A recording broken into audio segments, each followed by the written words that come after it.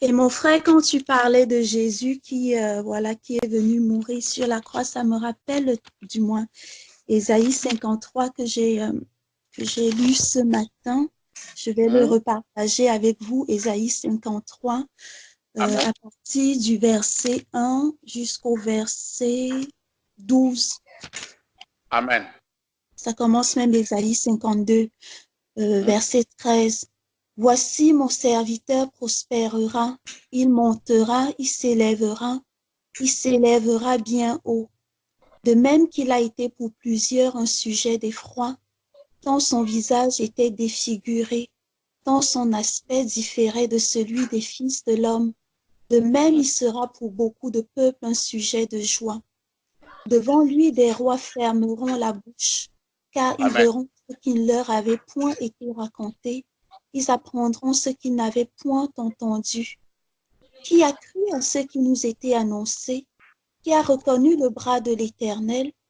Il s'est élevé devant lui comme une faible plante, comme un rejeton qui sort d'une terre desséchée. Il n'avait ni beauté ni éclat pour attirer nos regards, et son aspect n'avait rien pour nous plaire. Méprisé et abandonné des hommes, homme de douleur et habitué à la souffrance, semblable à celui dont on détourne le visage, nous l'avons dédaigné, nous n'avons fait de lui aucun cas. Cependant, ce sont nos souffrances qu'il a portées, c'est de nos douleurs qu'il s'est chargé. Et nous l'avons considéré comme puni, frappé de Dieu et humilié. Mais il était blessé pour nos péchés, brisé pour nos iniquités. Le châtiment qui nous donne la paix est tombé sur lui, et c'est par ses meurtrissures que nous sommes guéris. Nous étions tous errants comme des brebis, chacun suivait sa propre voie. Et l'Éternel a fait retomber sur lui l'iniquité de nous tous. Il a été maltraité et opprimé. Et Allô, maman, je suis en prière, je vous rappelle, s'il vous plaît.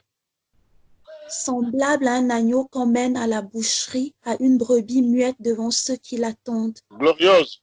Point ouvert la bouche. Il a été enlevé par l'angoisse et le châtiment, et parmi ceux de sa génération, qui a cru qu'il était retranché de la terre des vivants et frappé pour les péchés de mon peuple.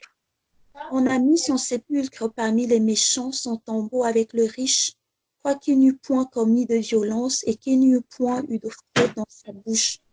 Il a plu à l'Éternel de le briser par la souffrance. Après avoir livré sa vie en sacrifice pour le péché, il verra une postérité et prolongera ses jours. Et l'œuvre de l'Éternel prospérera entre ses mains. À cause du travail de son âme, il rassasiera ses regards. Par sa connaissance, mon serviteur juste justifiera beaucoup d'hommes et il se chargera de leurs iniquités. C'est pourquoi je lui donnerai sa part avec les grands. Il partagera le butin avec les puissants parce qu'il s'est livré lui-même à la mort et qu'il a été mis au nombre des malfaiteurs, parce qu'il a porté les péchés de beaucoup d'hommes et qu'il a intercédé pour les coupables. Voilà. Gloire à l'agneau. Amen. Amen. Amen. Gloire Amen. au Seigneur. Amen. Ma soeur Patricia, gloire au Seigneur, que Dieu vous bénisse. Je peux vous poser une petite question. La Bible dit, là où vous avez lu, on a dit, mon serviteur prospérera. Il montera, il se lèvera plus haut passé. Je veux savoir de quelle prospérité on parle là. Parce qu'il y a certaines parcelles que j'appelle dîmovores, qui aiment des dîmes. Ils ont mal interprété ces versets. Et ils parlent seulement de la prospérité financière pour retirer, pour soutirer de l'argent dans les poches des fidèles. Je ne sais pas de quelle prospérité on parle là. On dit, mon serviteur prospérera, il montera, il se lèvera plus haut placé. Je ne sais pas si tu as une idée.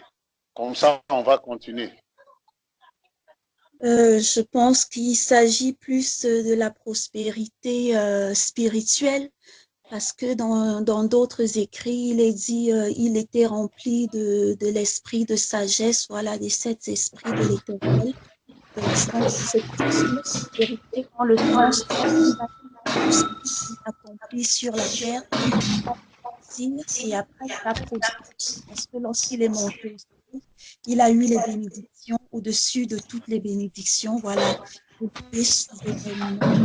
Allô, bonjour bien-aimé, que Dieu vous bénisse abondamment. Bonjour mon frère. Excusez-moi d'intervenir brutalement comme ça, j'étais en train de suivre. Il est préférable, d'après la parole de Dieu, que ce soit le frère Thierry lui-même qui réponde ou bien le frère Georges. Sœur Patricia, ça effectivement c'est la réponse que tu devais donner au frère Thierry.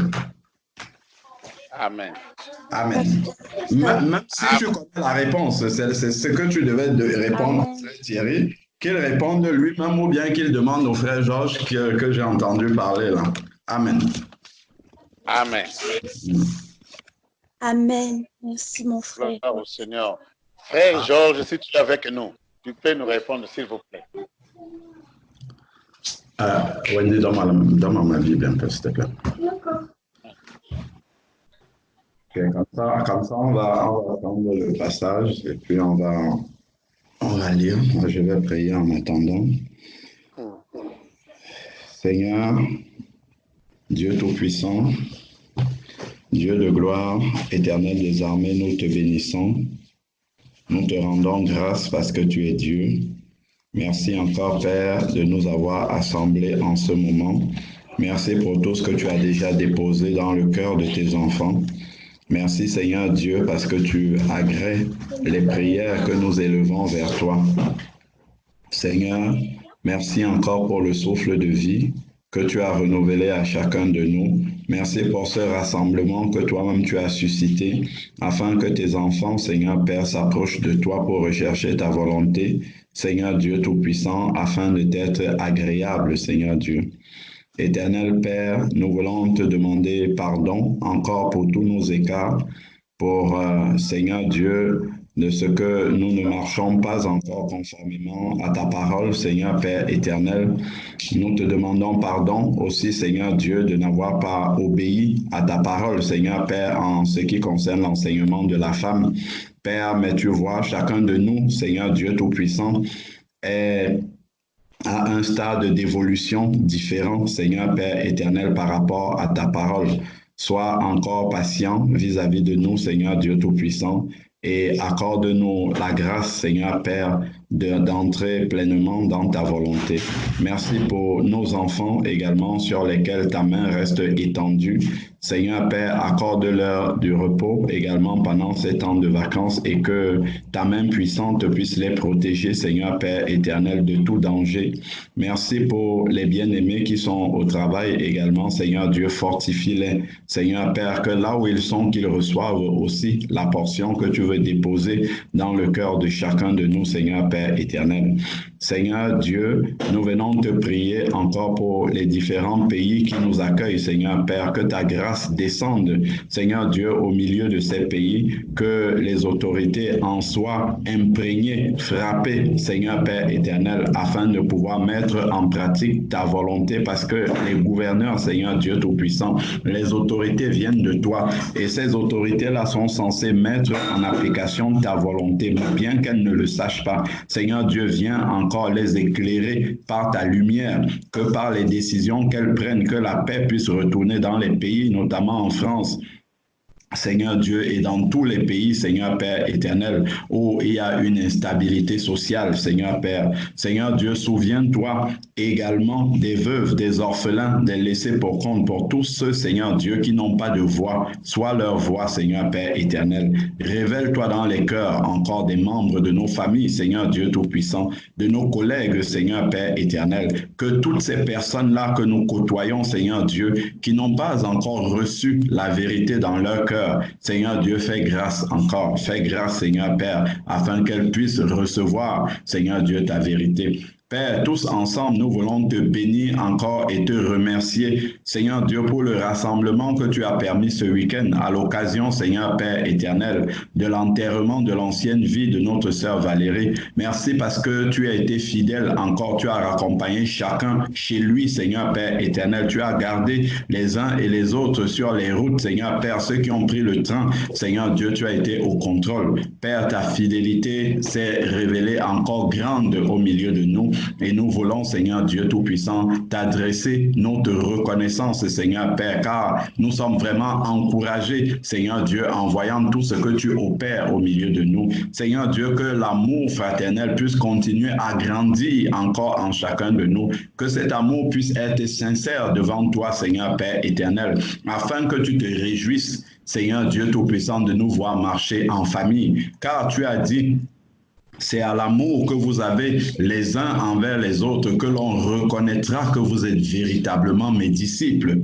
Et tu as dit, allez, faites de toutes les nations des disciples. Tu nous envoies pour enseigner cet amour les uns aux autres, Seigneur Père, afin que l'on reconnaisse, Seigneur Dieu, ta marque, Seigneur Père éternel. Seigneur Dieu, nous te bénissons encore, que toute la gloire te revienne. Seigneur Père, que ton esprit nous éclaire encore par rapport à ta parole, Seigneur Dieu Tout-Puissant, Père, car si tu as suscité ce texte, Seigneur Dieu, qui a été lu, Seigneur Dieu Tout-Puissant, c'est parce que tu veux nous apporter quelque chose qui nous sera nécessaire pour notre marche, Seigneur Père éternel. Que ton nom soit loué encore et béni d'éternité en éternité au nom de Jésus-Christ. Amen.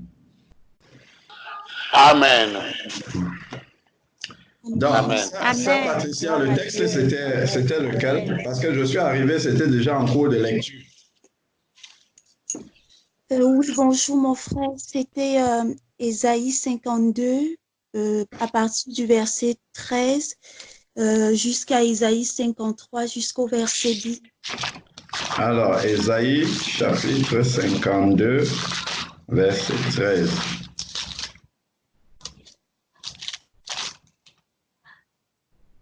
Donc, du verset 13 jusqu'à Ésaïe 50. Donc, Ésaïe 52, verset 13 jusqu'à... On t'entend pas, ma sœur, t'as fermé ton micro. Pardon, merci ma sœur. Jusqu'à Ésaïe 53, verset 12. Verset 12. 12. Ok, parfait, merci beaucoup. Bon, pardonnez-moi, on va relire pour que je puisse comprendre au moins parce que je n'étais pas là au début. Donc, chez moi, c'est intitulé « Les souffrances du serviteur de l'Éternel ».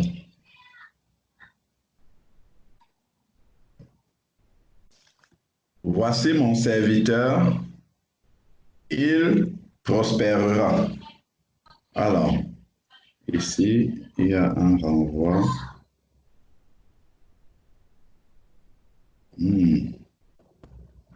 G.H.I. poème du serviteur de l'Éternel, c'est toi la troisième. Ok.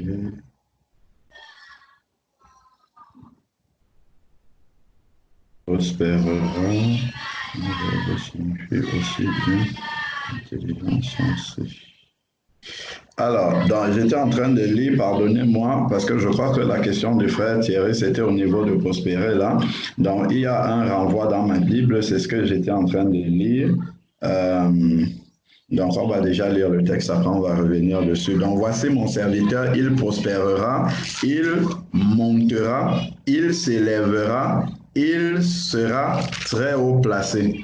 De même que tu as été pour beaucoup un sujet d'effroi, de même son aspect n'était plus celui de l'homme.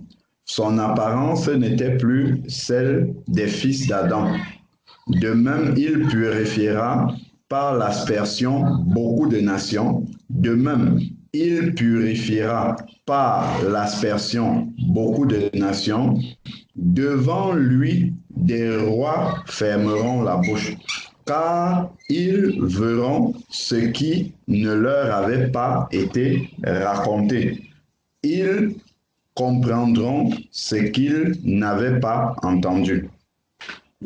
Et à la suite, maintenant, on entre dans Ésaïe 53 et on sait de qui il est parlé là-dedans. Donc, ici, c'est déjà l'introduction d'Ésaïe 53. Ésaïe 53 qui a cru à ce qui nous était annoncé, donc à qui le bras de l'Éternel s'est révélé. Il s'est élevé devant lui comme un rejeton, comme une racine qui sort d'une terre assoiffée. Il n'avait ni apparence ni éclat pour que nous le regardions, et son aspect n'avait rien pour nous attirer. Méprisé, abandonné des hommes, homme de douleur et habitué à la souffrance, semblable à celui devant qui on se voile la face. Il était méprisé. Nous ne l'avons pas considéré. Certes, ce sont nos souffrances qu'il a portées. C'est de nos douleurs qu'il s'est chargé et nous l'avons considéré comme atteint d'une plaie, comme frappé par Dieu et humilié. Mais il était transpercé à cause de nos crimes, écrasé à cause de nos fautes. Le châtiment qui nous donne la paix est tombé sur lui et c'est par ses meurtrissures que nous sommes guéris. Nous étions tous errants comme des brebis, chacun suivait sa propre voie, et l'Éternel a fait retomber sur lui la faute de nous tous. Il a été maltraité, il s'est humilié, il n'a pas ouvert la bouche, semblable à un agneau qu'on mène à la boucherie, à une brebis muette devant ceux qui l'attendent.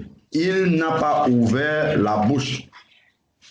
Il a été emporté par la violence et le jugement. Dans sa génération, il s'est soucié de ce qu'il était retranché. Dans sa génération, qui s'est soucié de ce qu'il était retranché de la terre des vivants à cause des crimes de mon peuple, de la plaie qui les avait atteints?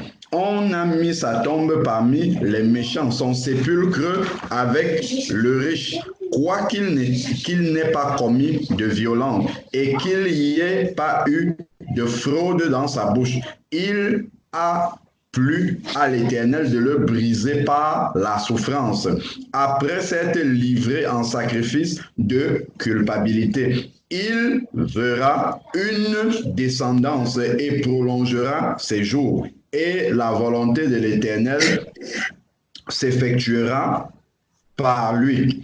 Après les tourments de son âme, il rassasiera ses regards par la connaissance qu'ils auront de lui. Mon serviteur juste justifiera beaucoup d'hommes et se chargera de leurs fautes. C'est pourquoi je lui donnerai beaucoup d'hommes en partage.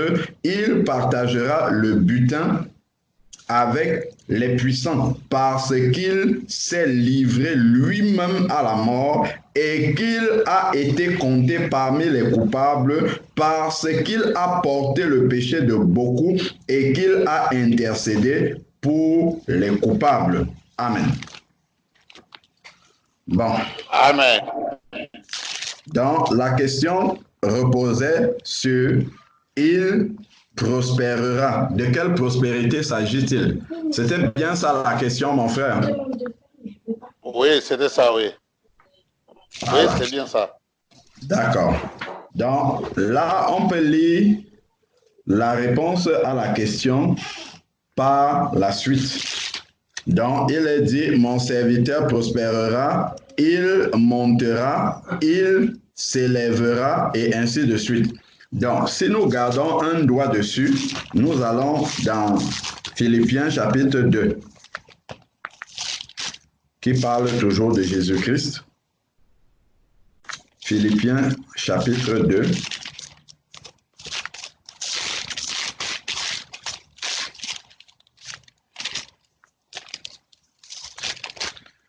Alors, Philippiens chapitre 2 à partir du verset 5 jusqu'au verset 11. Philippiens 2, verset 5 à 11. Ayez en vous la pensée qui était en Jésus-Christ. Lui dont la condition était celle de Dieu, il n'a pas estimé comme une proie à arracher d'être égal avec Dieu, mais il s'est dépouillé lui-même. C'est le renoncement. Il s'est dépouillé lui-même en prenant la condition d'esclave. Donc, comme lui-même, il a dit, il est venu non pour être servi, mais pour servir et se donner. Ensuite, maintenant, en devenant semblable aux hommes. Il a pris la condition d'un être humain en se s'abaissant, voilà, au rang d'être humain, bien que égal à Dieu. Ensuite, maintenant, après s'être trouvé dans la situation d'un homme, voilà donc, il s'est humilié lui-même en devenant obéissant, l'obéissance aussi, jusqu'à la mort de la croix, qui est une mort infâme, qui est une mort vraiment abominable. Donc, il s'est humilié lui-même, il est mort physiquement de la mort de la croix, mais nous, ça a une signification spirituelle. On comprend que nous devons laisser passer la croix dans notre vie, notre chair spirituelle doit passer par la croix. Et ceci après le renoncement à notre volonté, le renoncement à notre personnalité, le renoncement à nos aspirations, le renoncement à nos projets pour que la volonté de Dieu soit faite. Parce qu'il a dit, il a été obéissant jusqu'à la mort. Donc pour que la volonté de Dieu soit faite, il s'est dépouillé lui-même, il s'est abandonné.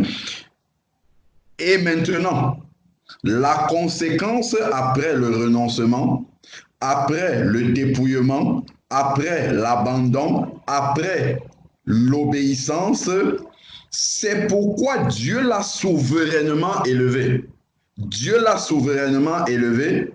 Donc, sur la terre, il a reçu la croix et dans le ciel, Dieu l'a souverainement élevé et lui a donné le nom au-dessus de tous les noms, afin qu'au nom de Jésus, tout genou fléchisse dans les cieux et sur la terre et sous la terre, et que toute langue confesse que Jésus-Christ est Seigneur, à la gloire du Père. Voilà donc la prospérité spirituelle qui vient après l'abaissement, après le renoncement, après la mort à la croix. Donc pour nous également, le nom au-dessus de tout nom, ainsi de suite. Là, il ne s'agit pas de biens matériels, comme le frère Thierry était en train de dire tout à l'heure. Il s'agit effectivement de biens spirituels, d'ailleurs, que Jésus nous a acquis par l'œuvre qu'il a accomplie à la croix. Donc, en mourant à la croix, en étant, donc, Dieu l'a élevé parce qu'il a été obéissant jusqu'au bout, parce qu'il a renoncé à lui-même, parce qu'il s'est dépouillé, il s'est humilié, Dieu l'a élevé spirituellement. Le nom au-dessus de tout nom, il ne s'agit pas d'un nom populaire comme le nom d'un président de la République, le nom d'une star dans ce monde, non. Il s'agit effectivement élevé, c'est Dieu l'a rapproché de lui dans le sens de sa volonté. Il a été le plus près du cœur de Dieu, en obéissant jusqu'à la mort de la croix. Et maintenant, Christ l'a fait pour nous donner un modèle, pour nous donner un exemple. Donc, pour que nous aussi, nous puissions prospérer, nous devons marcher dans la même obéissance. Et la prospérité dont il est question, il ne s'agit pas de prospérer matériellement. Lorsque nous voyons par exemple l'apôtre Paul a marché sur la terre dans une souffrance extrême. Mais ce n'était pas une souffrance pour souffrir. C'était la souffrance pour le royaume de Dieu. Et le Seigneur Jésus-Christ, en l'appelant sur le chemin de Damas dans Acte 9, avait dit à Ananias, va dans la rue de la gauche, je crois, ou de la droite, pardon, chez un nommé Judas, tu trouveras Saul là-bas, car il prie. Impose-lui les mains et dis-lui que je lui montrerai combien il doit souffrir pour mon nom. Mais à la fin de la vie de l'apôtre Paul, il va dire, j'ai combattu le bon combat, j'ai achevé la course, la couronne de justice m'est réservée non seulement à moi, mais aussi à tous ceux qui attendent son avènement. C'est de cela dont il s'agit, c'est de cette prospérité-là dont il parle. C'est la prospérité qui vient de l'Éternel, qui n'est pas des biens périssables de ce monde-ci, mais c'est celle là où, comme le Seigneur Jésus-Christ dit, les trésors sont caché dans le ciel, là où la teigne ne peut pas l'atteindre, là où les voleurs ne peuvent pas voler. C'est une, comment dire, c'est une prospérité incorruptible. La corruption de ce monde ne peut pas atteindre ça. Si aujourd'hui, nous avons la prospérité financière, matérielle, du jour au lendemain, il y avait des personnes qui avaient des maisons, qui ont mis toutes leurs économies pour bâtir des maisons, des immeubles en Haïti, par exemple. Et il y a eu 54 secondes de tremblement de terre, ils ont tout perdu. L'assemblée où j'étais, je connaissais des frères comme ça qui avaient investi au pays. En 54 secondes, c'était tout ça, c'était par terre. Ça ne peut pas être la prospérité de l'Éternel, ça. La prospérité qui est donnée, c'est une prospérité qui est durable, qui est éternelle. Et celle-là vient au travers de l'obéissance. Au travers de l'obéissance que nous pouvons avoir. Donc, l'apôtre Paul dit, j'ai combattu le bon combat, j'ai achevé la course. Donc, c'est celui qui marche ainsi dans la volonté de l'Éternel, qui se dépouille, qui renonce à lui-même. C'est lui qui est en train de marcher dans la prospérité de l'Éternel. Pourquoi? Parce que Dieu agrée ses voies. Dieu valide sa manière de marcher. Et c'est ça qui est la prospérité incorruptible. Nous voyons par exemple l'homme riche, quand il est venu voir Jésus, il demande à Jésus, bon maître, que faire pour être sauvé? Jésus commence par lui dire, qui est-ce que tu appelles bon? Seul Dieu est bon. Ensuite, il lui dit, Jésus lui dit, obéis au commandement, tu ne voleras point, tu ne tueras point, tu ne commettras point d'adultère. Il dit à Jésus, j'ai observé tout cela depuis ma jeunesse, que me manque-t-il encore? Jésus lui dit, va, vends tes biens. Ce que nous on appelle la prospérité matérielle là. Jésus lui dit, va et vends ça, sépare-toi de ça. Parce que c'était comment dire, c'était une pierre d'achoppement pour sa foi. Jésus lui dit, va, sépare-toi de ça. Si c'est que l'indicateur de la prospérité du serviteur de l'Éternel dont on parle était matériel, Jésus ne lui aurait pas dit, sépare-toi d'abord de ça avant de venir me suivre. Mais Jésus lui demande de se séparer de cette prospérité matérielle qu'il a, vend cela, donne aux pauvres, et il lui dit, et un trésor te sera donné dans le ciel.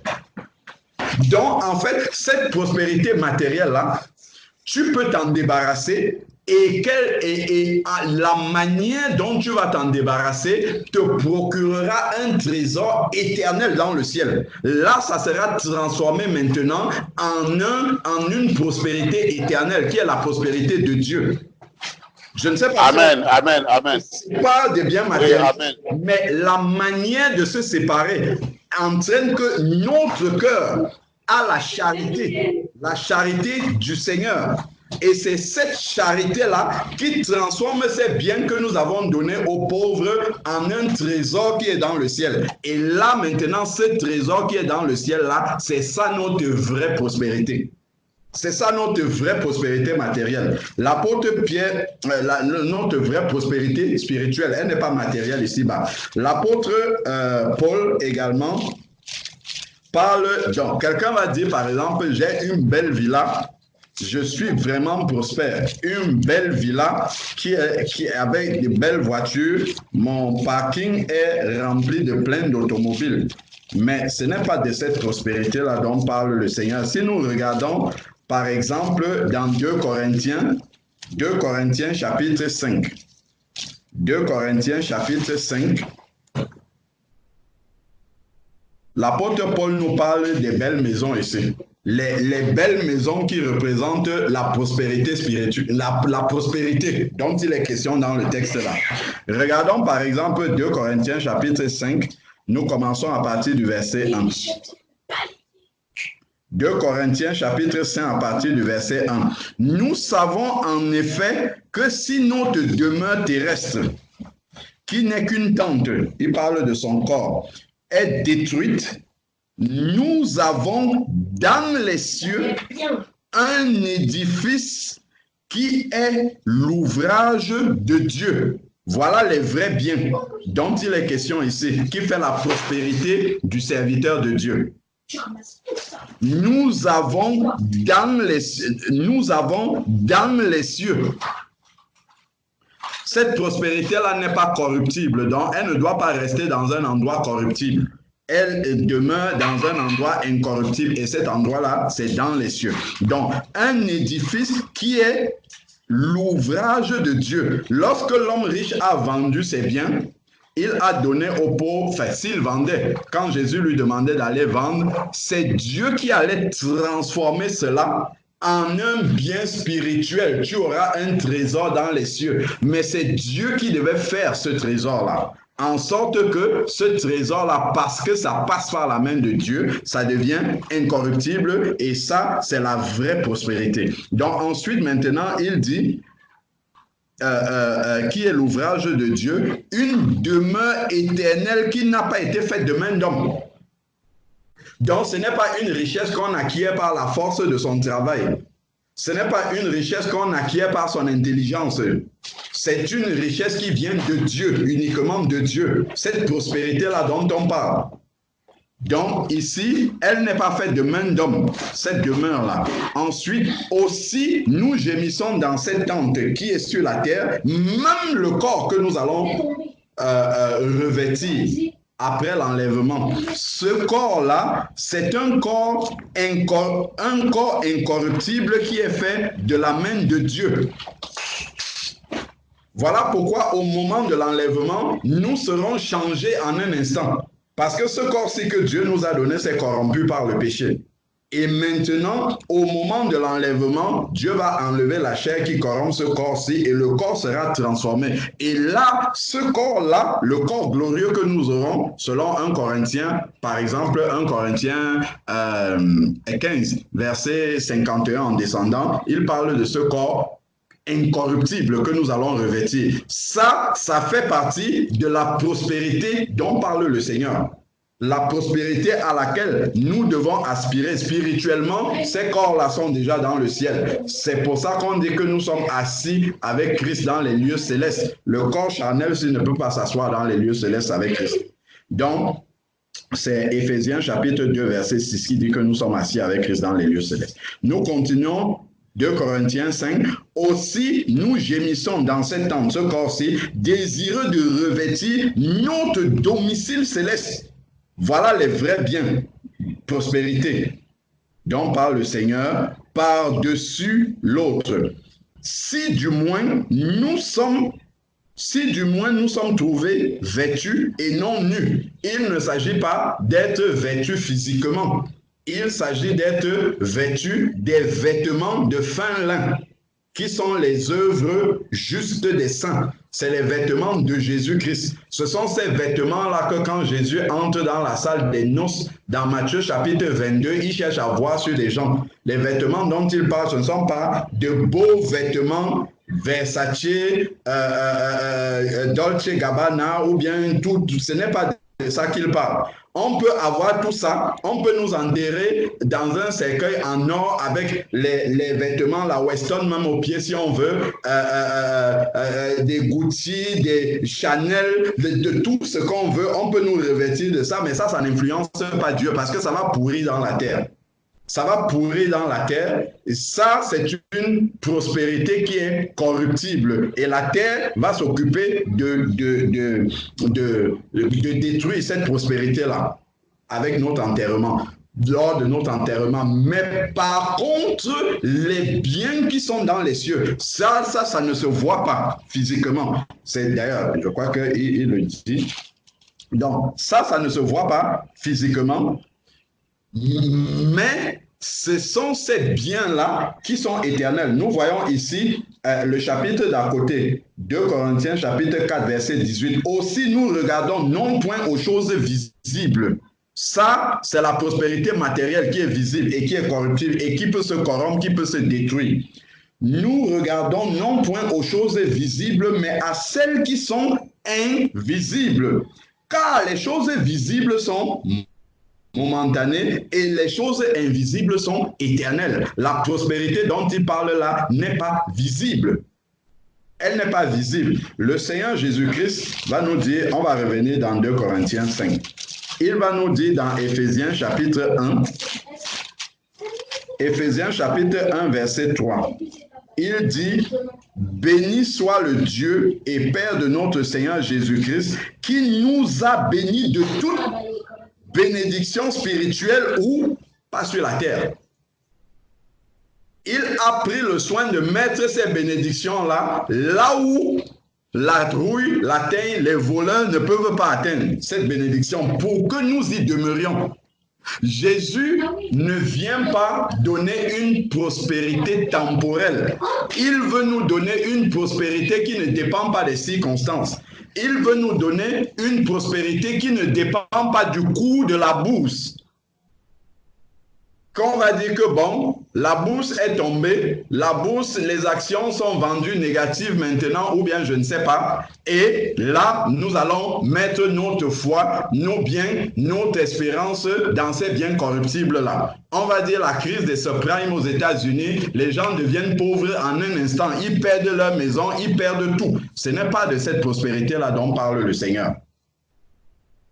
Le Seigneur ne parle pas de cette prospérité-là. Voilà pourquoi toutes les bénédictions qu'il nous a données, il a mis ça en lieu sûr, dans une bourse qui ne va jamais tomber. C'est la bourse céleste, la bourse du Seigneur, les lieux spirituels. C'est là-bas que notre vraie prospérité est. Faisons-nous des actions, non pas dans la bourse des hommes, non pas dans la bourse des hommes, mais dans la bourse de Jésus-Christ, qui ne ferme jamais en négatif. On va nous dire, la bourse de Francfort a fermé en négatif aujourd'hui. Les actions de L'Oréal sont tombées aujourd'hui. Les actions de, je ne sais pas, d'EDF, c'est tombé aujourd'hui. Mais les actions que nous faisons dans les lieux célestes ne vont jamais tomber, jamais de la vie.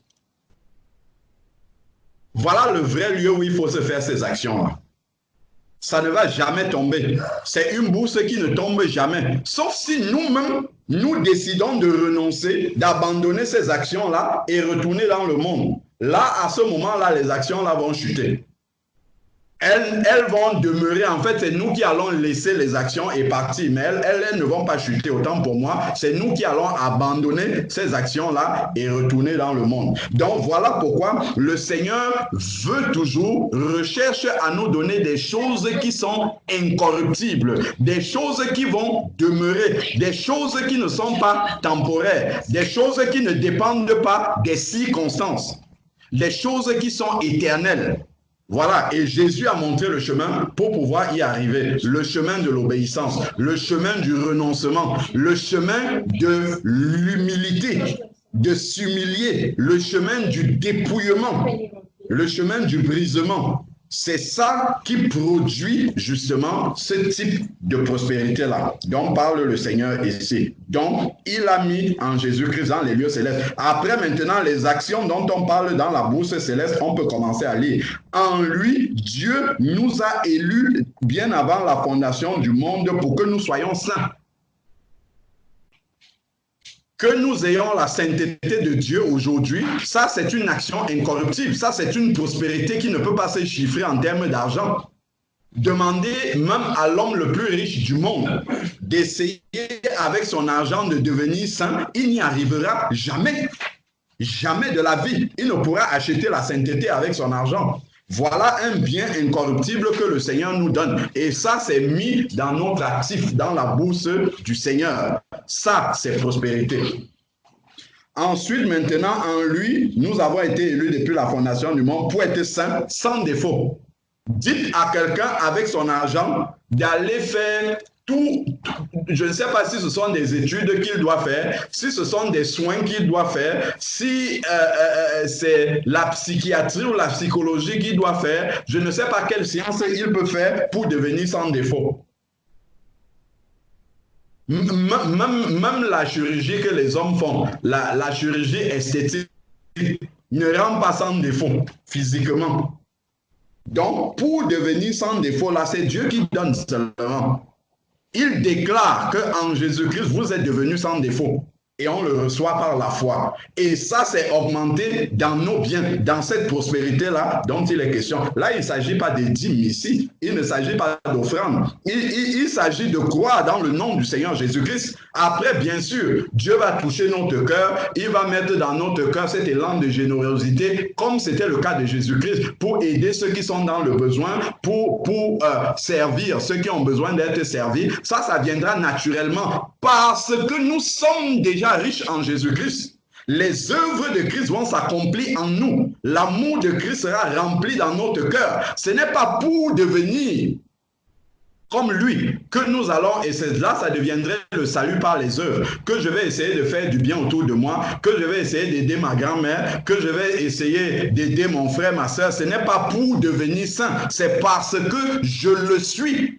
Ce n'est pas pour devenir enfant de Dieu, ce n'est pas pour acquérir mon salut, c'est parce que le salut est en moi avec toute la richesse qui était dans le cœur de Jésus-Christ. Voilà pourquoi l'amour de Jésus-Christ coule simplement au travers de moi et va vers les autres, parce que le salut est déjà en moi. Regardons par exemple dans Luc chapitre 19, lorsque Jésus est entré chez Zachée. Jésus va passer à Jéricho, nous connaissons l'histoire, on peut lire dans Luc 19. Jésus va passer à Jéricho, il va voir Zachée sur le sycomore. Il dit Zachée descend. Déjà, il le connaît par son nom. Nous avons été élus avant la fondation du monde, Dieu nous connaissait. Jésus appelle Zachée par son nom. Je ne sais pas s'il avait déjà vu un jour, il n'avait jamais vu Zachée, mais il dit toi Zachée descends. Jésus nous connaît par notre nom. Parce qu'il faut que je soupe chez toi aujourd'hui. Jésus va entrer chez Zachée, ça c'est l'Esprit Saint qui entre en nous. Ensuite, maintenant, Jésus va s'asseoir et puis les gens à côté vont commencer à s'indigner, les pharisiens, de voir les collecteurs d'impôts, les gens de mauvaise vie en train de dîner avec Jésus-Christ, ainsi de suite. Et Zachée, sans que Jésus ne lui dise rien du tout, Jésus n'a pas dit, Zachée, voici la marche à faire. Pour que tu sois sauvé, il faut que tu rendes ce que tu as volé aux gens. Il faut que tu multiplies par 4 les dettes que tu as vis-à-vis des personnes et tu leur rembourses ça. Jésus ne lui a jamais dit ça. C'est Zachée seul. D'ailleurs, allons lire ça, parce qu'en racontant comme ça peut perdre sa substance. Allons lire un peu comment Jésus agit. Luc chapitre 19, si je ne me trompe pas.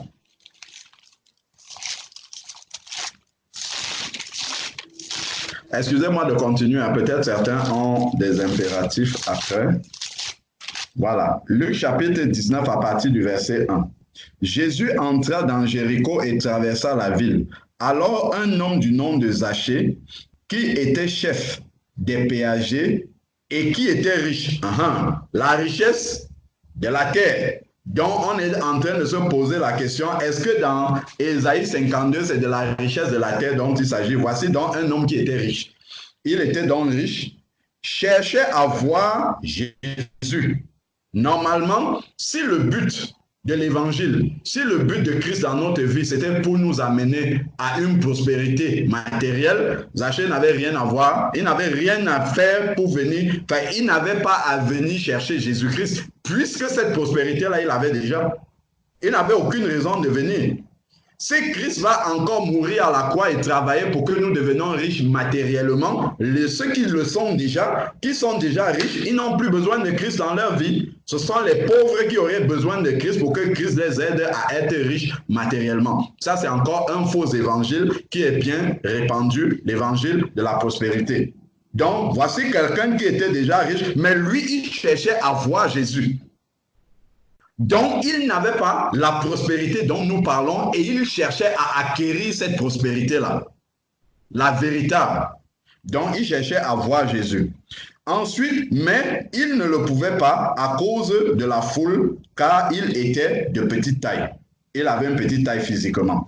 Il courut en avant et monta sur le sycomore pour le voir. Il fait des efforts pour aller au-dessus de la foule, au-dessus des obstacles qu'il peut avoir pour acquérir cette véritable richesse-là. Donc, voilà un homme riche qui est déjà en train de s'abaisser comme Jésus-Christ. Il s'est humilié lui-même, n'a pas regardé sa condition d'être égal à Dieu. Il n'a pas vu qu'il était un chef des péagers. Il n'a pas vu qu'il était un homme riche, un homme de bien. la foule l'en empêchait qu'il puisse voir Jésus, il s'est humilié en allant monter sur le sycomore. Imaginons-nous un peu un Bill Gates en train d'aller grimper sur un arbre. Pour ceux qui ont du respect selon les hommes, la considération des hommes, de voir un homme aussi riche, je ne sais pas moi, le roi d'Arabie Saoudite ou bien tous ces richissimes-là, on le voit en train de grimper sur un arbre pour juste voir un homme qui est en train de passer, en savoir Jésus-Christ. Ça c'est déjà une humiliation parce qu'il a compris que les biens qu'il avait, ce sont des biens éphémères. Ça, ce n'est pas la vraie prospérité. Le cœur de Zachée était déjà touché pour chercher la vraie prospérité. Donc, il monte sur le sycomore dont il, comment dire, il ne s'est pas laissé décourager par l'obstacle de la foule. Donc, nous aurons aussi des foules dans notre vie qui vont nous empêcher de voir Jésus-Christ. Qui vont nous empêcher de voir Jésus-Christ agir. Ce que le Seigneur nous demande, c'est de monter sur le sycomore. Comprenons spirituellement ce que ça veut dire, d'aller au-dessus de la foule pour pouvoir voir Jésus-Christ et expérimenter la vraie prospérité dont on parle dans notre vie. Donc, allons au-dessus de la foule comme Zachée l'a fait. Ensuite, maintenant, pour voir Jésus, parce qu'il passait par là. Quand Jésus passe, il faudra que nous puissions le voir et demeurer avec lui. Lorsque Jésus fut arrivé à cet endroit, il leva les yeux et lui dit, Zachée. Personne n'a dit à Jésus qu'il y a un homme là-bas qui s'appelle Zachée, qui te cherche. Jésus le connaissait par son nom sans l'avoir jamais rencontré dans la chair. Tout comme Jésus-Christ nous connaît personnellement, même si nous pensons ne l'avoir jamais rencontré. À toi de descendre, c'est le Seigneur qui lui dit, car il faut que je demeure aujourd'hui dans ta maison. 2 Corinthiens chapitre 5 parlait des demeures terrestres que nous avons. La maison, c'est notre corps dont il parle. Il faut que je demeure chez toi aujourd'hui. C'est en fait, je me tiens à la porte et je frappe. Zachée a ouvert et Jésus-Christ va entrer maintenant. Donc, c'est l'Esprit Saint qui arrive à l'intérieur d'une personne. La maison, c'est le corps de la personne. Jésus-Christ, c'est le Seigneur. Lui-même, il dit dans 2 Corinthiens 3, 17, le Seigneur, c'est l'Esprit. Donc, c'est Christ qui est en train d'entrer. Voilà, le Seigneur, c'est l'Esprit. Je crois que c'est 2 Corinthiens, chapitre 3, verset 17, si je ne me trompe pas. Voilà, donc nous... Je vais juste vérifier, oui, c'est ça, 2 Corinthiens 3, 17. Donc, voilà Christ maintenant qui est en train d'entrer dans la maison de Zachée. C'est l'image de l'Esprit Saint qui vient à l'intérieur d'un corps. Zachée se hâta de descendre et le reçut avec joie. C'est la joie, le Saint-Esprit. Quand il vient dans le cœur de quelqu'un, le fruit de l'Esprit commence à se manifester. Si nous prenons, gardons un doigt dessus, Galates, chapitre 5, verset 22, qui parle du fruit de l'Esprit. Regardons le fruit de l'Esprit. Galates, chapitre 5, verset 22. Galates 5, 22. Donc, Galates, chapitre 5, verset 22, il dit, « Mais le fruit de l'Esprit, c'est l'amour, virgule, la joie. » Voilà. L'amour, virgule, la joie. Donc, il le reçut avec joie. Donc, le Saint-Esprit est venu dans la maison de Zachée. Le Saint-Esprit est venu, c'est l'image du Saint-Esprit qui vient dans le corps de quelqu'un et produit la joie, le fruit de l'Esprit. L'Esprit est venu et produit un fruit. Ce fruit-là, c'est la joie que nous voyons ici. Donc, nous comprenons, il y a quelque chose qui se passe physiquement, mais spirituellement, il y a autre chose qui est en train... Enfin, ça a une explication spirituelle de la nouvelle naissance qui est en train de se passer ici. Donc, à cette vue, maintenant que Zachée avait reçu Christ avec joie, le Saint-Esprit est venu en lui et la joie commence à se manifester. À cette vue, tous murmuraient et disaient, il est allé loger chez un homme pécheur. Parce que pour eux, Zachée était un homme pécheur. Ils ne réalisaient pas ce qui était en train de se passer spirituellement dans la vie de Zachée. Pourquoi? Parce qu'ils voient aux choses visibles. Alors que là, il y a une chose invisible qui était en train de se passer à l'intérieur de Zachée et le fruit se voyait simplement à l'extérieur.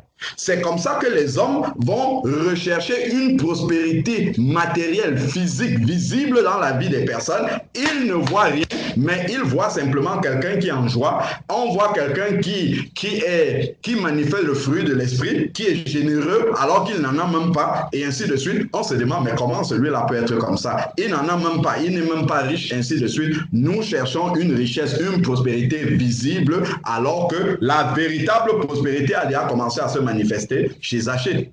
La vraie, la joie est déjà en train de se manifester. Zachée, qui était un homme triste, qui n'arrivait même pas, il fallait qu'il se mette au-dessus de la foule. Il n'avait probablement même pas de communion avec les gens dans sa communauté, autour de lui. Voilà maintenant que Zachée est dans la joie. Voilà le premier fruit. Voilà la première action que Zachée reçoit des biens spirituels, des biens éternels, de la vraie prospérité. La joie est déjà venue dans la vie de Zachée. Les gens qui regardent à l'œil nu comme ça sont en train de se moquer. Mais Zachée debout, Zachée ne s'est pas arrêté. Quand le Saint-Esprit vient, le fruit commence à se manifester. Et là, ça ne s'arrête plus. Zachée ne s'est pas arrêté là. Mais Zachée, debout, il n'a pas tenu compte de ce que les gens sont en train de dire autour de lui. Et lui, il manifeste le fruit de la semence qu'il a reçue. La semence qu'il a reçue, c'est le Saint-Esprit. C'est la présence de Jésus physiquement dans sa maison, ici. Donc, Zachée debout, devant le Seigneur, ce n'est pas devant les hommes. Il ne considère plus le regard des hommes, mais il considère la présence de Dieu qui est en lui désormais.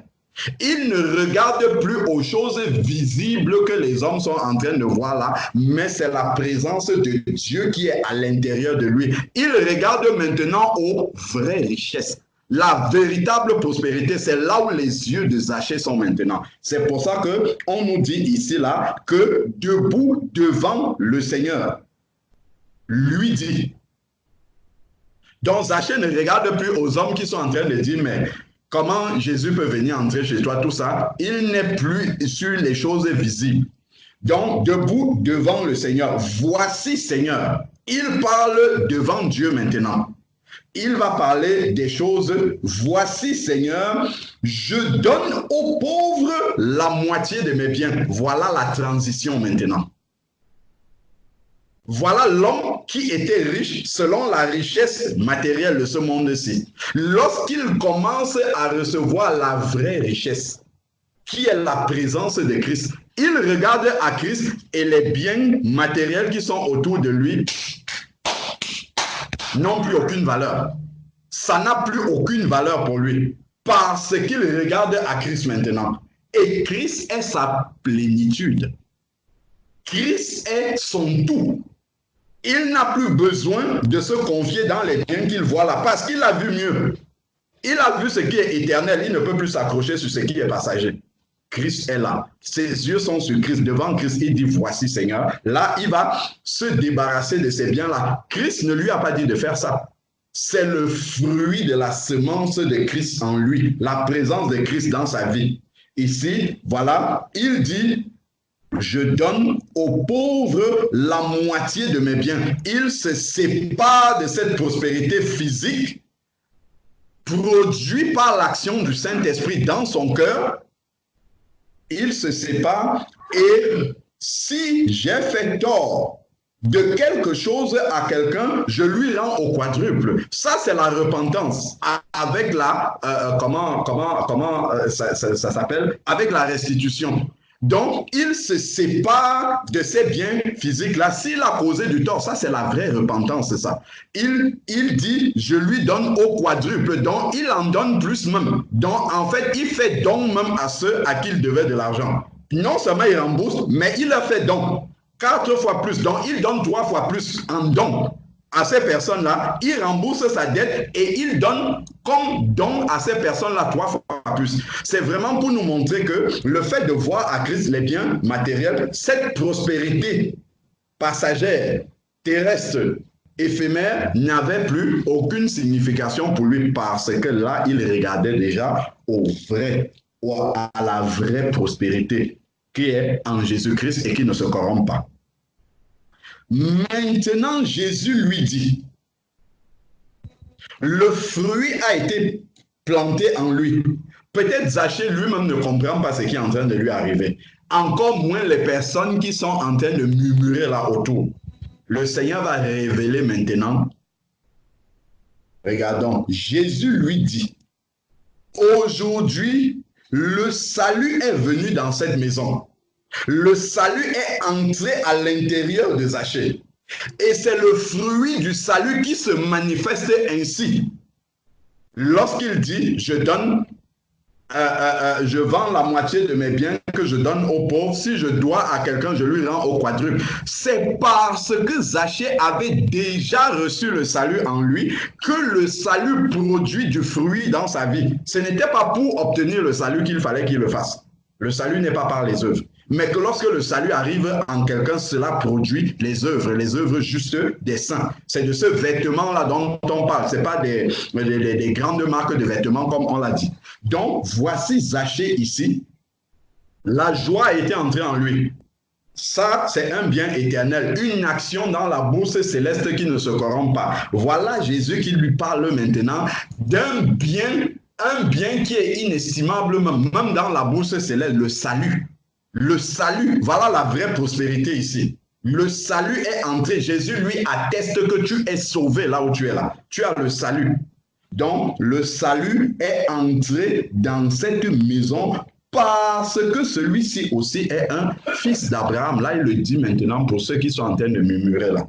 Qui n'ont pas l'œil spirituel, qui ne voient pas aux choses invisibles, qui n'arrivent même pas comment dire, à expliquer le fruit de l'esprit qu'ils sont en train de se voir manifester, qu'ils sont en train de voir manifester sous leur regard. Le Seigneur le dit pour donner une confirmation à Zachée et pour attester à ceux qui sont en train de murmurer, car le Fils de l'homme est venu chercher et sauver ceux qui étaient perdus. Donc voilà la véritable prospérité. On voit comment l'homme riche matériellement se dépouille de ces biens-là qui peuvent faire obstacle justement à son salut et pour acquérir les vrais biens éternels, la véritable prospérité dont le Seigneur nous parle. Donc, on était en train de lire dans 2 Corinthiens chapitre 5. Je crois qu'on a compris l'idée essentielle par rapport à ça dont parle l'apôtre Paul ici.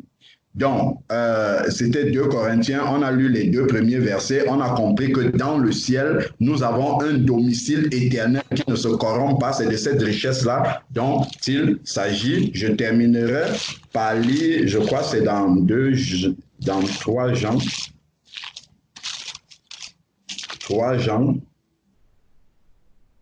à côté d'Apocalypse.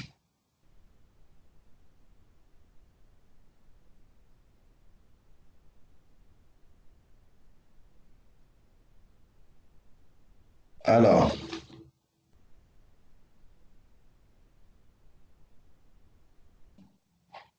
donc,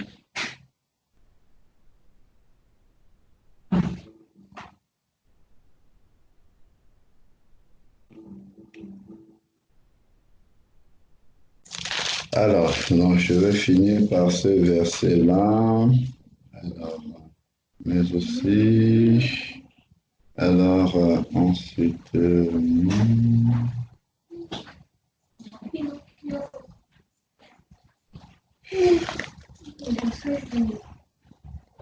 allez, voilà, donc c'est 3 Jean chapitre 2, 3 Jean verset 2. 3 Jean verset 2, il parle à l'ancien, à Gaius, le bien-aimé, qu'il aime dans la vérité. Et il va lui dire, bien-aimé, je souhaite que tu prospères à tous égards et que tu sois en bonne santé comme prospère ton âme. Voilà la vraie prospérité ici là. C'est la prospérité de l'âme. Voilà la prospérité dont il est question. Et la prospérité de l'âme, c'est vraiment quand l'âme est en communion avec le Seigneur et marche pleinement dans la volonté de Dieu. Et il lui dit, je veux que tu prospères comme ton âme.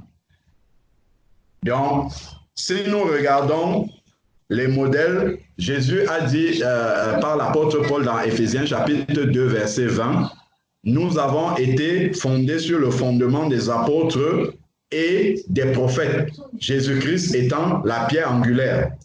Donc, ça veut dire que Jésus-Christ est notre modèle. Les apôtres qui sont ses imitateurs sont également des exemples que nous pouvons suivre, ainsi que les prophètes. Lorsque nous regardons, nous voyons que ces personnes-là ne couraient pas après les biens matériels.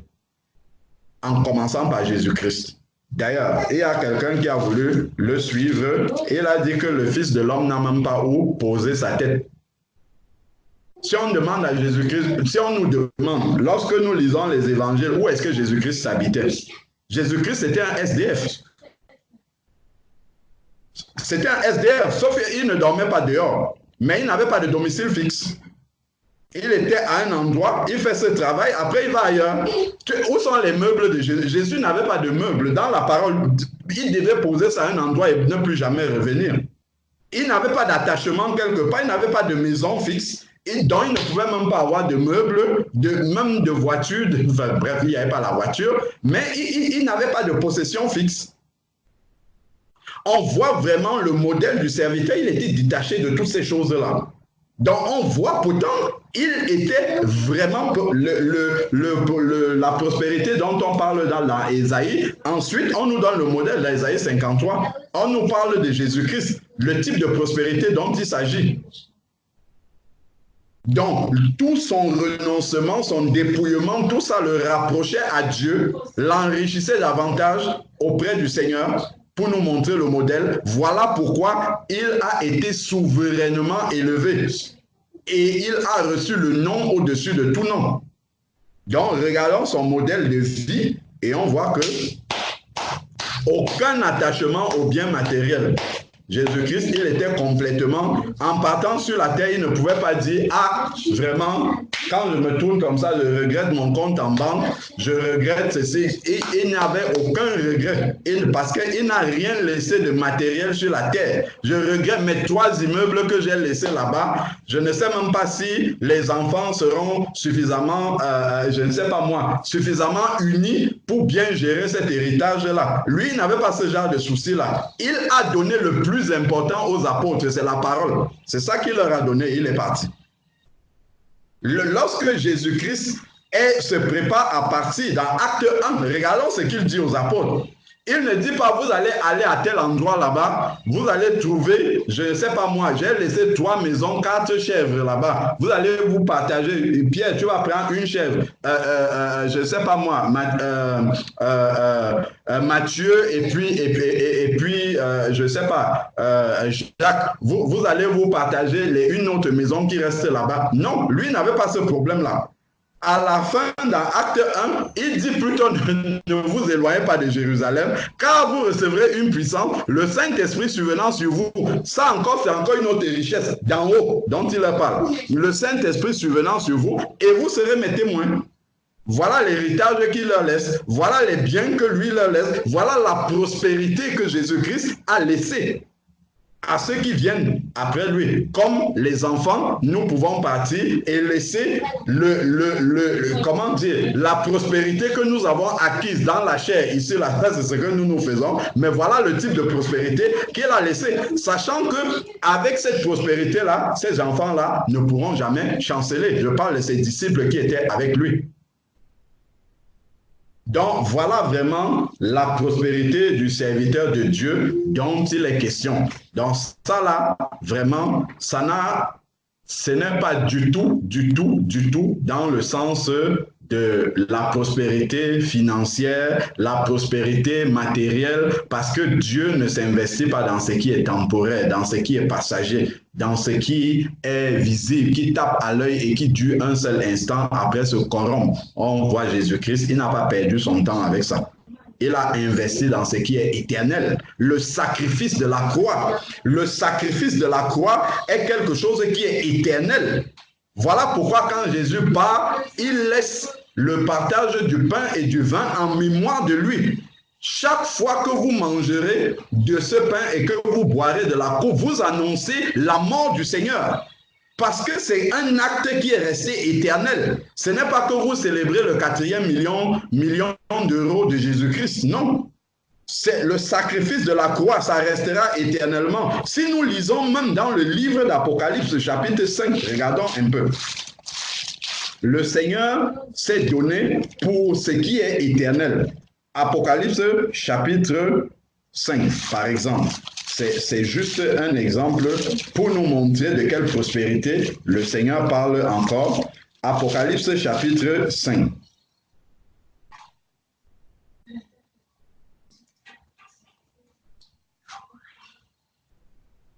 Alors, à Apocalypse chapitre 5, il est dit, « Puis je vis dans la main droite de celui qui était assis sur le trône un livre écrit en dedans et en dehors, scellé de 7 sceaux.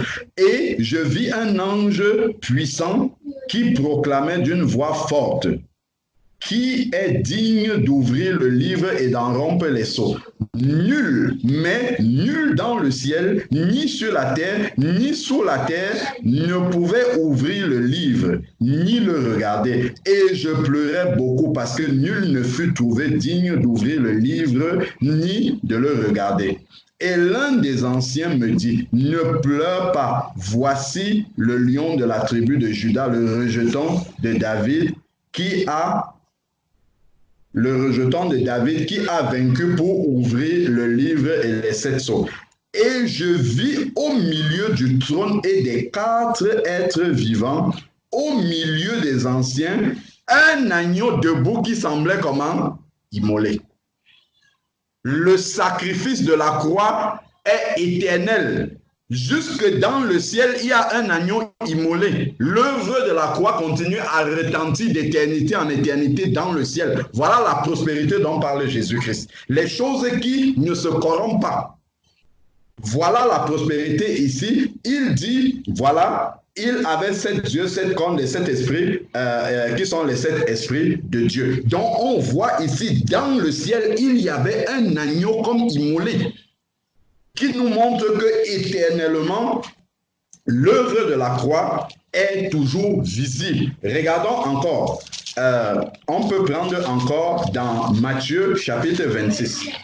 Matthieu chapitre 26, où Jésus a institué la Sainte. C'est vraiment pour que nous comprenions profondément la prospérité dont il parle. Ce sont des choses éternelles qui ne peuvent pas se corrompre. C'est dans ça, justement, que nous devons rechercher à faire fortune. Si on veut utiliser le terme des hommes, faisons fortune dans le ciel. Ne nous faisons pas fortune sur la terre, ici, là. Donc, Matthieu chapitre 26... Matthieu chapitre 26 à partir du verset 26. Regardons ce qui est écrit. Matthieu chapitre 26 à partir du verset 26. Pendant qu'il mangeait, Jésus prit du pain et après avoir dit la bénédiction, il le rompit et donna aux disciples en disant, prenez, mangez, ceci est mon corps. Il prit ensuite la coupe et après avoir rendu grâce, il leur donna en disant, buvez-en tous car ceci est mon sang, le sang de l'alliance qui est répandu pour beaucoup pour le pardon des péchés. Je vous le dis, je ne boirai plus désormais de ce fruit de la vigne jusqu'au jour où j'en boirai de nouveau avec vous ou dans le royaume de mon Père. Le repas du Seigneur qui commémore l'œuvre de la croix, le sacrifice de Jésus-Christ, sera encore fêté dans le ciel lorsque nous allons arriver là-bas avec lui. L'œuvre de la croix est éternelle, avec un retentissement éternel dans le ciel.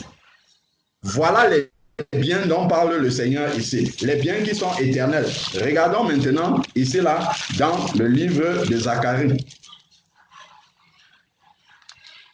Le livre de Zacharie. Zacharie chapitre 12. Et on va terminer là. C'est juste vraiment pour nous montrer, Jésus n'avait rien sur le plan des hommes. On a vu qu'il n'avait même pas de logement. Mais voilà vraiment ce dans quoi il s'est investi jusqu'à la fin, l'œuvre de la croix. Et on voit comment l'œuvre de la croix demeure éternellement. Et c'est ça qu'il veut que nous puissions suivre également, suivre ce chemin-là. Le chemin, justement, des biens éternels. ici, Zacharie chapitre 12, à partir du verset 9. En ce jour-là, je chercherai à détruire toutes les nations qui viendront contre Jérusalem. Ça, c'est ce qui va arriver à la fin des temps lorsque le Seigneur Jésus va revenir. Donc, je chercherai à détruire toutes les nations qui viendront contre Jérusalem.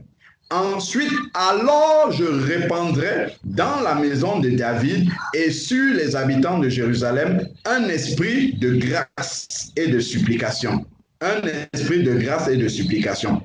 Ils tourneront les regards vers moi, celui qu'ils ont transpercé, et ils porteront son deuil comme on porte le deuil d'un fils unique. Ils pleureront amèrement sur lui, aussi amèrement que sur un premier-né. Voilà ce qui va se passer lorsque Jésus va revenir physiquement pour délivrer Israël, qui sera investi et envahi par les armées des nations. Le Seigneur va venir pour les combattre et ils vont reconnaître celui qu'ils ont percé. Comment est-ce qu'ils vont reconnaître celui qu'ils ont percé? Regardons dans Matthieu chapitre 20. Jean chapitre 20. Regardons quelque chose ici. Jean chapitre 20, à partir du verset 26. Jean chapitre 20, à partir du verset 26. Ça, c'est Jésus après la résurrection qui est venu au milieu des disciples. Il s'est présenté et Thomas n'était pas là. À partir du verset 24, même Jean 20, à partir du verset 24, Thomas, appelé Didyme, l'un des 12, n'était pas avec eux lorsque Jésus vint, quand il était venu au milieu des disciples et qu'il avait soufflé sur eux. Les autres disciples lui disent donc, nous avons vu le Seigneur. Mais il leur dit, si je ne vois pas dans ses mains les marques des clous, si je ne vois pas ça, si je ne mets pas mon doigt à la place des clous, si je ne mets pas ma main dans son côté, je ne croirai pas. Voilà ce que Thomas a dit. 8 jours après les disciples de Jésus étaient de nouveau dans la maison et Thomas avec eux. Jésus vint, les portes étant fermées et debout au milieu d'eux, il leur dit, que la paix soit avec vous.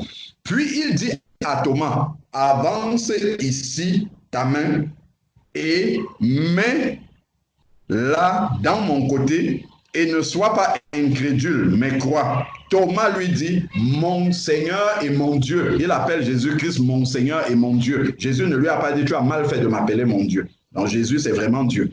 Donc, ici, nous voyons que Jésus est venu après la résurrection avec les marques de la croix qu'il a montrées déjà ici à Thomas.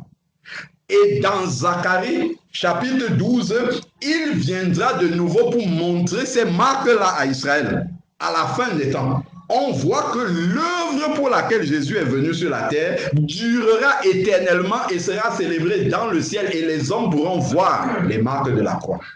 Voilà vraiment ce dans quoi le Seigneur nous demande de nous investir.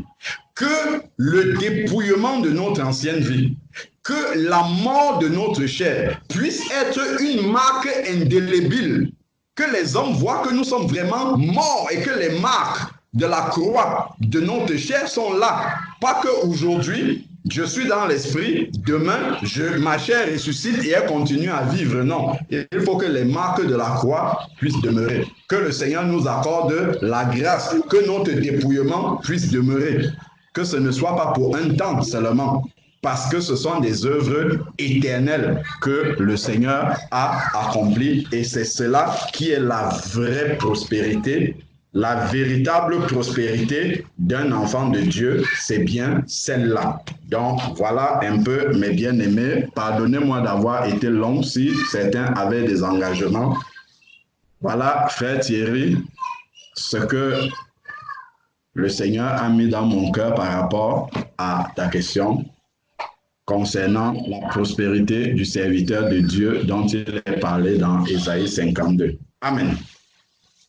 Amen. Amen, amen, amen, amen, mon frère. Je peux poser Que une Dieu vous question. bénisse. Amen. Amen, amen, amen, frère. Amen. Oui, maman Amélia. Oui. Mais quand le frère nous parlait de ça, moi aussi j'étais là. Mais comment on peut appeler? Ma question est que comment on peut appeler cette bénédiction? On peut parce que pour moi, j'avais même donné la réponse à Thierry que c'était les bénédictions spirituelles. Donc c'est spirituel. Cette bénédiction, c'est pas physique, c'est pas ce qu'on voit, c'est pas matériel, c'est spirituel. Donc on peut aussi dire que c'est une bénédiction spirituelle qu'on parle dans ce verset-là.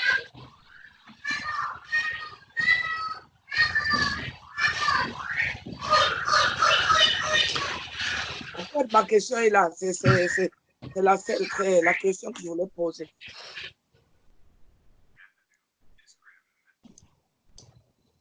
Oui, maman, la question c'est laquelle alors? Je n'ai pas bien suivi parce que je crois que ça coupe un peu.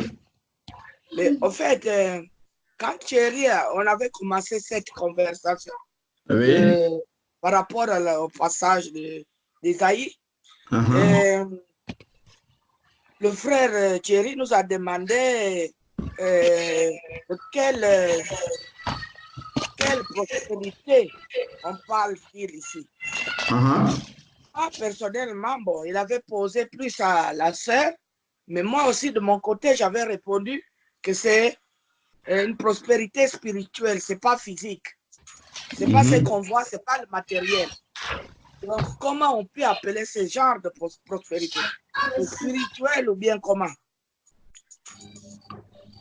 Oui, c'est la prospérité, c'est la prospérité selon Dieu, tout simplement. Moi, je dirais ça simplement comme ça. C'est la prospérité selon Dieu. C'est pas une prospérité selon les hommes. C'est la prospérité selon Dieu. Parce que Jésus-Christ était très prospère, selon Dieu. Mais si les hommes veulent évaluer la vie de Jésus-Christ selon leurs propres critères de prospérité, ils trouveront que il est très très loin de ce qu'on peut appeler prospère dans ce monde. Parce que eux, ils jugent au bien matériel, ils jugent à l'opulence que l'on peut voir avec les yeux, alors que le Seigneur, le Dieu, lui, il n'est pas dans ces choses-là. Par exemple, Pilate lorsqu'il condamnait, lorsque Pilate avait Jésus-Christ, il lui dit, ne sais-tu pas que j'ai le pouvoir de vie ou de mort sur toi? Jésus-Christ lui dit, mon royaume n'est pas de ce monde. Là où on peut voir la véritable prospérité du Seigneur, ce n'est pas ici, là, sur la terre, que vous allez voir ça. Si on lit le livre d'Apocalypse, si on veut comparer, si on lit le livre d'Apocalypse, là, il va nous parler de la nouvelle Jérusalem, les rues en or dans le ciel, ainsi de suite. Là, on va comprendre, on va commencer à comprendre un peu si on veut comparer à l'échelle des hommes. Tu vois, mais ça se matérialisera au moment où la nouvelle Jérusalem sera là, la nouvelle terre, les nouveaux cieux. Là, ça aura une apparence visible selon les hommes. Mais aujourd'hui, cette prospérité-là, elle est invisible pour nous. Elle est invisible pour nous et elle se matérialisera lorsque nous serons auprès du Seigneur. C'est par l'esprit qu'on peut évaluer ça, parce que nous voyons par exemple pour Zachée là, les hommes ne comprenaient pas, ils se moquaient, ils murmuraient de Zachée, ils ne pouvaient pas discerner ce qui était spirituel. Et c'est Jésus, il a fallu que Jésus puisse commencer à leur révéler que cet homme que vous voyez là, il a changé parce que le salut est venu dans sa maison. C'est quelqu'un qui est prospère maintenant spirituellement. C'est quelqu'un qui est prospère selon Dieu maintenant. Amen. Amen. Amen. En fait, moi, je voulais dire ceci. Quand la sœur Patricia a donné ce verset biblique d'Ésaïe, et quand elle a lu ce verset, moi maintenant, je lui ai posé une question parce que je voulais savoir qu'est-ce qu'elle a compris par rapport à ce qu'elle a lu. Et moi, j'avais déjà la réponse à lui répondre. j'avais posé la question, ma sœur, dans le verset, il s'agit de quelle prospérité qu'on parle? Alors, directement, la sœur voulait répondre et le frère Alain Patrick a intervenu. Je bénis le Seigneur parce que moi, ma réponse, selon moi, ce que j'ai réfléchissais, la réponse, c'était sur le verset que le frère Alain Patrick a donné dans 3 Jean, chapitre 3e épître de Jean, verset 2. Bien aimé, je souhaite que tu sois à tous égards et que tu vives en bonne santé, pour prospère ton âme. Donc, moi, je voulais répondre à ça s'il s'agissait de la prospérité spirituelle. Parce que dans 3e épître de Jean, on dit qu'on prospère l'état de ton âme. L'âme d'une personne devient prospère quand l'âme a connu une repentance sincère, quand l'âme d'une personne est à communion sincère avec le Seigneur. C'est par là que l'âme devient prospère. Donc, je bénis le Seigneur par rapport à la réponse et à la démarche de frère Patrick Alain. Parce que frère Patrick Alain, il a donné une réponse, il est allé plus loin. Moi, ça m'a aidé. Il est allé plus loin, il est retombé sur les versets que moi, je pense comme étant la réponse. Mais je bénis le Seigneur parce que moi aussi, par rapport à cette question, je voulais répondre à la sœur Patricia, mais j'ai bénéficié aussi d'une réponse, ce que je ne connaissais pas, ou ce que moi, je me limitais par rapport à ma connaissance. Le frère m'a aidé par rapport à sa réponse, et à la fin de sa réponse, elle est retombée à la même pensée que moi. Vraiment, j'ai béni le Seigneur, que Dieu loué au nom de Jésus. Amen. Amen, amen, amen. Gloire à Dieu. Amen. Amen, gloire à Dieu.